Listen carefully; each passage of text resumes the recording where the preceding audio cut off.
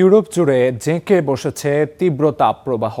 প্রচণ্ড দাবদাহে ফ্রান্সে ভয়াবহ পরিস্থিতি সৃষ্টি হয়েছে, বাড়ছে প্রাণহানি। গেল কয়েকদিনে মৃত্যু হয়েছে অন্তত 40 জনের। পূর্বাভাস বলছে ইউরোপের কোনো কোনো অঞ্চলে তাপমাত্রা 42 ডিগ্রি সেলসিয়াস পর্যন্ত ছাড়িয়ে যেতে পারে। তীব্র এই গরমের জন্য ওমেগা ব্লক নামের একটি বিশেষ বায়ুপ্রবাহকে দায়ী করছেন বিশ্লেষকরা। এদিকে ইউরোপ জুড়ে এই তাপদাহের কারণে পর্যটকদের কাছে এখন নতুন আকর্ষণ হয়ে উঠছে নর্ডিক দেশগুলো। কেউ ফোয়ারার পানি দিয়ে হাত মুখ ধুয়ে শরীর ঠান্ডা করার চেষ্টা করছেন, কেউ বা হাত পাখার বাতাসে নিজেকে ঠান্ডা রাখার চেষ্টা করছেন। এই দৃশ্যটা জার্মানির মিউনিখের। গ্রীষ্মের তীব্র দাবদাহে পুড়ছে জার্মান। তীব্র গরমে হাঁসফাঁস অবস্থায় স্থানীয় বাসিন্দা ও পর্যটকদের।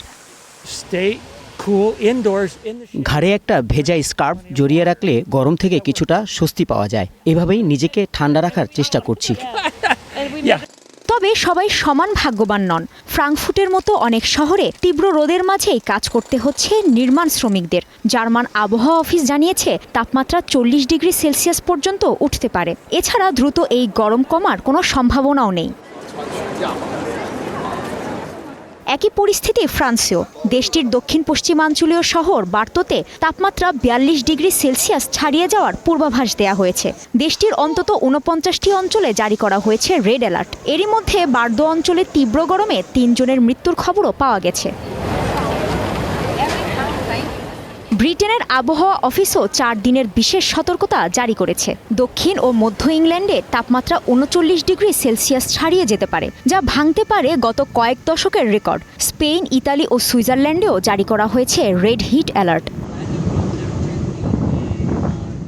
জলবায়ু বিশেষজ্ঞদের মতে গ্রিক অক্ষর ওমেগার মতো দেখতে একটি বিশেষ বায়ুপ্রবাহ সাহারা মরুভূমি থেকে গরম বাতাস বয়ে নিয়ে আসছে ইউরোপে। এটি একটি ওমেগা ব্লক বায়ুপ্রবাহ।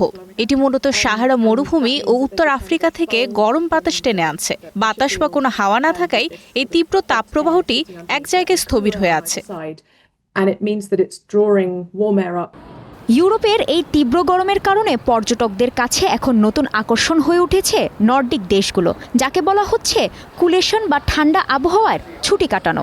সুইডেন, ফিনল্যান্ড বা নরওয়ের মতো দেশগুলোতে তাপমাত্রা এখনও 22 থেকে 30 ডিগ্রির মধ্যে থাকায় দক্ষিণ ইউরোপের পর্যটকরা ভিড় করছেন এসব দেশে। আমরা প্রথমে ক্রোয়েশিয়া যাওয়ার কথা ভাবছিলাম, কিন্তু পরে সুইডেন চলে আসি, কারণ এখানকার আবহাওয়া অনেক ঠান্ডা। আমি অতিরিক্ত গরম একদম পছন্দ করি না, তাই ছুটির জন্য এটা একদম পারফেক্ট আবহাওয়া।